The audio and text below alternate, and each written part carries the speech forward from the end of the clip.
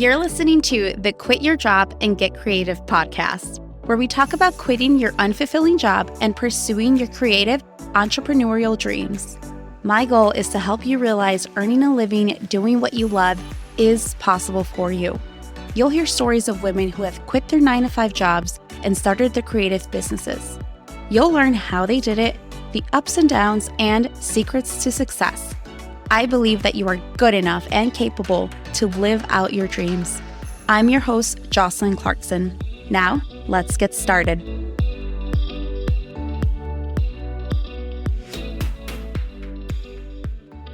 Hello.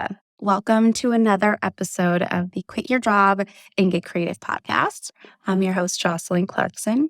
And today I want to talk to you guys about the excuses I kept telling myself before I made the leap into my business. These were the excuses that I believed in at the time, and these are the excuses that prevented me from starting my business for a while. If you know my story, I did not immediately quit my job the moment I realized that I hated my job. When I realized that I hated my job, it was almost worse because then I felt stuck in this position. I felt like, okay, I hate my job, but now what? I have this degree. I'm not going to throw all this away. You have a good income. What am I going to do? But I kind of want to go through those excuses, the 4 main excuses that really prevented me from starting a business, because I want you to realize that if you're having these same excuses, 1, you're not alone. 2, these are excuses that your brain and your mind implement and hold in your head because it's trying to keep you safe. It's trying to keep you comfortable, right? And 3, I want you to know that these aren't true. So I want to go through some of the excuses that I kept telling myself that prevented me from starting my business and allowed that transition of misery to be so long. So the first reason I didn't start my business was, what are people going to think of me? When I realized that I wanted to start a fashion business and go into the fashion industry, I come from a business finance background, and for some reason, I think a lot of us do this. I put so much weight on what people would think. I didn't know if my colleagues, right, were going to be like, "What are you doing?" You're going to go from having a real job into fashion. Like, fashion isn't a smart career choice; it's a hobby. Like, what are you doing? I just kind of pictured some of these finance professionals that are all math and science that don't have a creative bone in their body. I cared about what they would think. Then I also cared about what my friends would think. I honestly, in my head, you think about what's the worst that could happen, right? Like, when you actually think about it, okay, you care about what people think, but what's the worst that could happen? Like, what if they think the worst things? What's the worst that could happen? And I realized that I was scared of, 1, failing, right? Like launching a clothing business and realizing that maybe I didn't have what it takes, maybe I didn't have the background and I failed, right? So I was already, before I even started, was afraid of failing. But not only that, I was afraid of being made fun of, right? Like, all these people laughing at me, like, "Oh my God, you're such a loser," right? That's what I used to think. Like, I thought people were gonna be like, "You're so weird, you failed, and you're a loser." Um, but then I got really clear on okay, whose opinion do I actually care about, right? And so I would go through, kind of my friends, and I'm like, okay, or not even friends, it's kind of random people in high school that probably, said a mean thing to you and, you're trying to prove them wrong, or maybe it's like that ex-boyfriend or whatever it is. I always thought like, what if they thought the worst? What if they actually thought that I was a loser? What if I did fail and what if they thought that I was a loser? What's the worst that could happen? So what? So they are probably going to scroll through Instagram and be like, oh, she failed or she's weird. And then they're going to keep scrolling. What I realize is people don't care as much about you as they do about themselves. Like, generally, people really only care about themselves and what affects them in their circle. So, like, the people from high school, the random ex-boyfriend, like, friends that weren't even really friends, that were just in my group, in my circle, work colleagues, they don't care. Like, honestly, they don't care. And you are so wrapped up in your head, or at least I was, that you think that for some reason, people are following every move that you do. And that's not the case. And it's not true. So, for one, people don't really care. Two, even if they do think you're a loser, that feeling and that discomfort is not worth you sacrificing your dream life. It's also not worth you staying stuck in a position where you feel miserable. Those few seconds of uncomfortableness when you make a post, when you put yourself out there, that uncomfortableness is not worth you putting your life on pause. And also, those people don't matter. They don't care. And even if they do think the worst thing, who cares? Who cares from Bob from the, I don't know, department?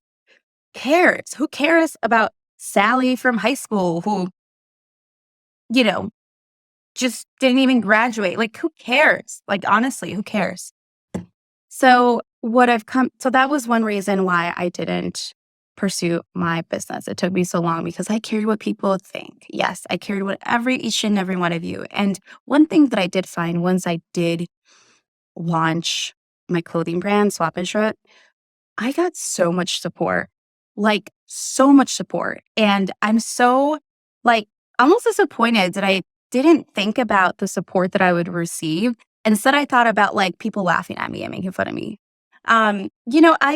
I just like realized and I got so much support. And it wasn't just from like family and friends. I got like random messages from Instagram from like random people from high school that I never spoke to that were in a different grade, just like messaging me and saying like, "Hey, I really think it's cool what you're doing," or "Hey, you're inspiring me," or "Hey," like all of this stuff. And even some of my, ex coworkers like reached out and they were like, "Oh my god, we're so interested. Like, let us know when it launches. We want to buy." And I'm just like, "Oh my god!"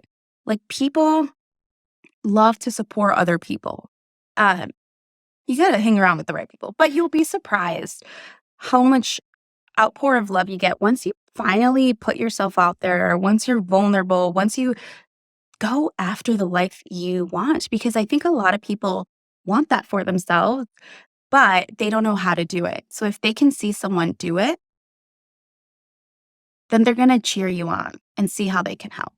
So that was one reason why I didn't start my business. The second reason, the second reason that prevented me from starting my business was the emotional attachment that I had towards my career and my title. I was one of those people, and I think a lot of people are, that we take so much pride in what we do for a living. Our career defines us. I remember like I was in college and working as an intern, and you know, I felt that I had to prove myself, right? Like you're in college at this time. I was in college and I just felt like I need to prove myself. But it was all about the prestige of the company. It was all about like what was my career track at this company? Like, oh, I work for the options trading company, or I work for UBS or this big private wealth. Like that was so attached to me. And Like, I remember even in college, all the high school, like the college students would talk about like, oh, who are you interning for? Who are you interning for? Or, I want the best job, or I got a job at Deloitte, or I got a job here, blah blah blah. And it was like a status competition. And I think for good reasons. I just think that a lot of people put a lot of weight, and I did. I put a lot of weight into my career. And so like the more senior I got, the more happy I was with myself, obviously. But like the more confident I was. Like I remember going from intern to staff to senior, and my worth was tied to that. My worth was tied to my performance reviews. My worth was tied to my title. My worth was tied to the amount of money I made. I didn't feel great about myself until I was making six figures, right? But the ironic part was that I was miserable. But what mattered was like this status, this like prestige, right? And I think a lot of us fall victim to that. And so one of the hardest parts that I have encountered quitting my job and going through this entrepreneurial journey was that I had to detach myself from my title, right? Because you are not your career, right? Like there is a life outside of your job. I mean, I think a lot of people are so into their career that that's all they have. And I think, that's great if you love what you do, but I think that most people aren't like that passionate about their jobs. Um, but that's one of the reasons why I didn't. I didn't start because I was like, I'm not gonna like give up my title as a senior consultant for one of the big four to potentially start a business and fail. Like, I'm not doing that. Like, I will be a loser. Again, I'm gonna be a loser. And I have really, really, really worked on that because you are not your title. um, but also, in order to be like a big shot CEO, right? Like that you strive to be, or the founder of a company, you got to start the company, right? If you want to be a founder, obviously, not the CEO, but if you want to be like a prestigious founder, you got to start. And every company, like they start somewhere, and most companies start small. All these success stories that you hear on the news, on, wherever, the internet, these success stories didn't happen overnight. Like these are years in the making, trial and error. Maybe people started two businesses before they landed on the one that actually worked for them because they applied everything that they've learned. So, in order for you to get to a point as a business owner, you got to let go of that. Like you're not going to be your job title forever. Like once you retire, what are you still going to be an accountant? Like it doesn't make sense. And I remember when I graduated at Paul, they were asking the seniors, they were giving us like gift bags, and they gave all the seniors like a certificate saying like, I'm a DePaul student and I am in blank, right? And I remember like sitting there and I'm like, what am I? Like, what am I? Like, am I like, what am I? And so I literally put, I am a DePaul student and I am an internal auditor, right? And so then they were like taking pictures of the students. So I like took a picture with it, moved on with my life, whatever, graduated, went to work professionally. And somehow I was going through my photo album and I was going through the photos and I saw that this is after I quit my job. And I was like holding a sign saying, I'm a DePaul student and I'm an internal auditor. And I was like, really? That's what I wrote? Like, that is so lame. Who the hell wants to be an internal auditor? Like, I could have written anything. I could have written, I'm a badass bitch, or I'm a dreamer, or like I'm a woman who wants to help other women. But instead I wrote, I'm an internal auditor, because literally that's all I thought of myself. I labeled myself my career. And I just started thinking like, that is so lame. Like literally that's so lame. You are more than that, okay?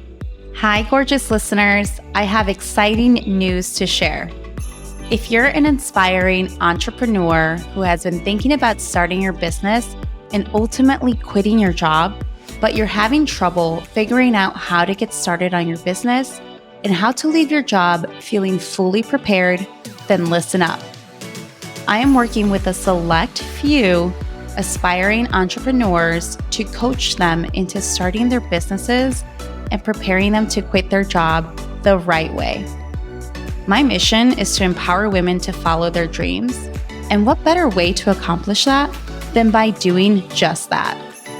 I quit my 9-to-5 job at a Fortune 500 company 2 years ago to start my clothing brand business. And it has been the most challenging but exhilarating journey I have embarked on. I made many mistakes and learned so many lessons, and I want to empower women to embark on their own entrepreneurial journey in a way that makes them feel prepared and confident to take that leap. This is a new coaching program, and as part of the beta launch, the selected candidates will receive deeply discounted pricing. You'll get a series of one-on-one sessions with me where I prepare you to save money to fund your business, figure out what business to start, build your product offering and bring it to market, have those tough conversations with your spouse, family, and employer, build a community of entrepreneurs you can lean on for inspiration and support, ultimately quit your job where you feel completely prepared for your new journey, and so much more. Apply using the quick 6-question form using the link in the show notes. Can't wait to help you make your dreams come true. So you are more than your job title. You need to detach yourself if you want to start a business and go on this journey. You are not an accountant. You are more than that, okay? Don't let the titles get to you, okay? Another reason that prevented me from starting my business was I don't have experience. I wanted to go into fashion, and I knew that I love fashion. I love putting outfits together. I would look at certain clothes and certain dresses that I had in my closet and just be like, God, if only this was like longer, if only this was in a different fabric, if only this was in a different color, right? So I had all these ideas about what I wanted to do, how I wanted to design them. But I was like, you know what? Nah, I'm not going to start because I don't have any experience. Who's going to buy from someone that has literally no experience? Like, I'm not going to go to an accountant to do my taxes who has no experience and no accounting degree. Just like you wouldn't get your BBL done by a surgeon who doesn't have a medical degree and no experience. Like, that's crazy, right? So that's what I used to think, right? Like, I don't have any experience. And one of the things that I realized is you don't have experience if you don't start. My experience of fashion and fashion design became tangible, concrete, real when I actually took the first step. So, it's almost like saying, I am not going to Italy until I speak Italian, right? And you don't go to Italy because you don't speak Italian. And that's what keeps you from going. And it's like, okay, if that's the case, then start learning Italian, start practicing.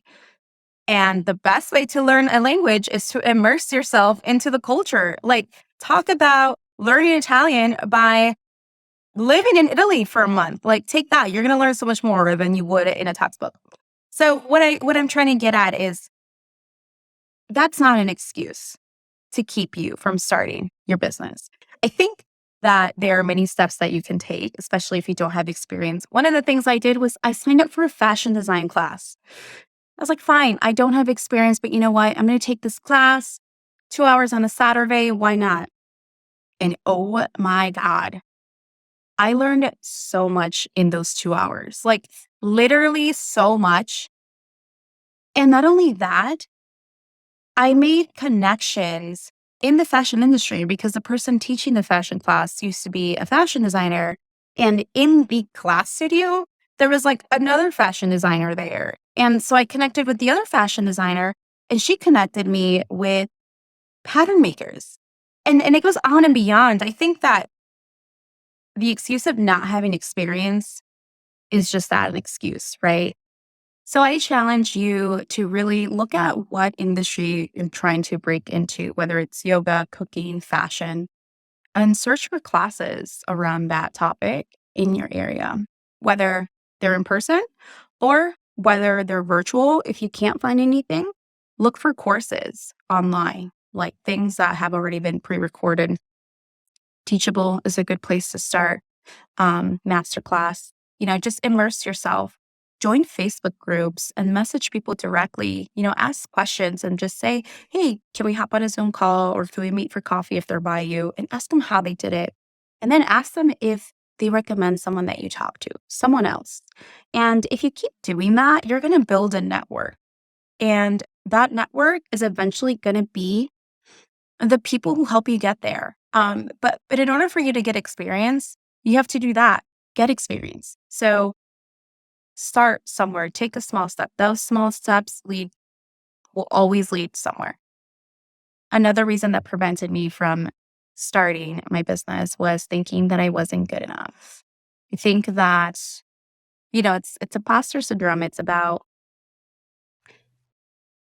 putting all the voices aside, right? Like, first I used to think, oh, what are people going to think? And, you know, people are going to, what value am I going to, what are people going to think? Are they going to laugh? I don't have the experience. And then once you work through that, it's like, okay, I'm just not good enough. I'm not pretty enough. I'm not skinny enough like those other fashion designers. Like I just kept coming up with excuses that weren't true. And I think that when you think about I'm not good enough, and all the excuses like I'm not pretty enough, I'm not skinny enough, I'm not, personable enough, I'm not confident enough, all this stuff, like you build confidence, right? Personality, all that stuff kind of is nurtured as you go through your journey. You're not going to be perfect, right? But I want you to know that everyone battles with their own insecurities. Everyone. If someone tells you they're completely secure in, it's the difference. You can be confident, but you can still be insecure. And if someone literally says that they're not insecure about anything or have never been insecure, then they're not human, you know? So I just want you to know that people out there have done what you want to do. So what really allowed me to kind of get through this sort of way of thinking like I'm not good enough was realizing like, okay, these people that I'm following on social media, hearing about on blogs, like the people who I aspire to, the role models, right? All these people have insecurities. All these people have things that they struggle with, things that they're not good at. I think we tend to put people on a pedestal, which makes them feel like out of reach, kind of like celebrities. They like feel out of reach, like they're people, right? But like, they're not, you hear about them, but you almost put them like here. And, so I think what happens is we think of ourselves here because we're just starting out. And the people that we are influenced by and the role models, we think of them as here. And so we say, we're not good enough. I'm not this and that.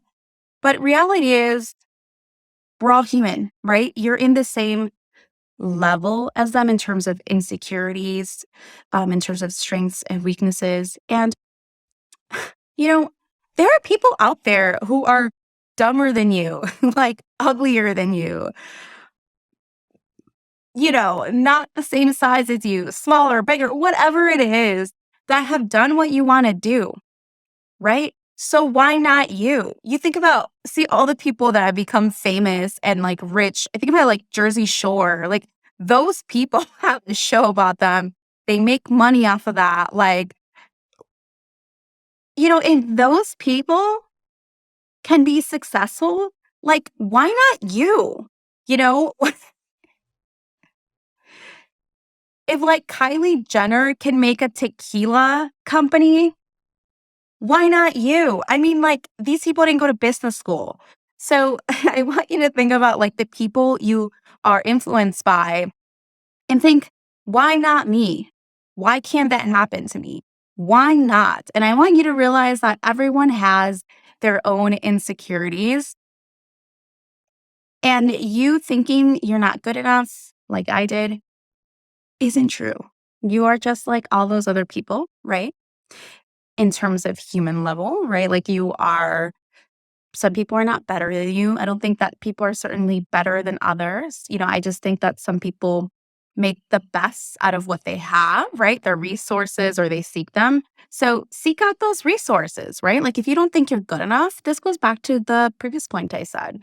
Start getting confident in that area, start taking classes, start learning, start talking to people, start networking. And I think slowly that really block of you feeling like you're not good enough will certainly unveil.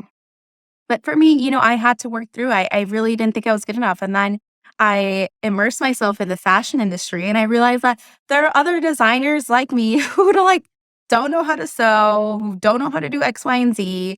And you know what they do? They outsource these things, but they make it happen, right? So it's like, you don't have to know how to do everything. You can just, I think as a business owner, like, you can do everything. That's why companies have hundreds of employees, because the CEO can't do everything, right? So like, you hire people who are experts in certain areas, in accounting, in HR, in app development, whatever it is, and you have them do those things, because if you were to do everything, then you're going to stay a small business forever, and you might fail. So one way to really just try to get through this is understand that you're a human. Everyone has insecurities. Everyone has strengths and weaknesses, but you got to, in order to be good enough, and you are good enough. And in order to get more confident around that is to immerse yourself.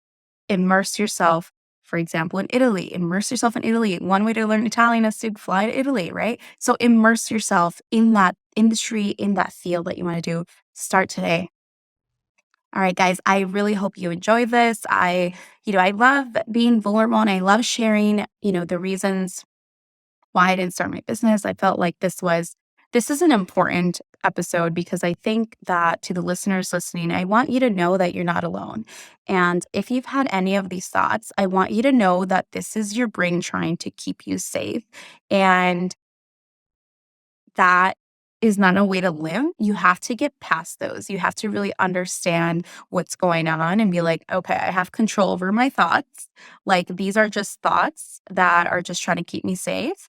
Um, but I'm aware that these thoughts are going on. I'm aware that these thoughts aren't true, and I'm aware that I can change these thoughts. So I think a big part of being an entrepreneur is also mental, right? Um, so this is just like one way to start exercising that mental thinking and your abilities to really get this going. So I wish you the best of luck. If you have any questions, you can always email me at quityourjobandgetcreative@gmail.com. And I look forward to talking to you guys in the next episode. Happy weekend.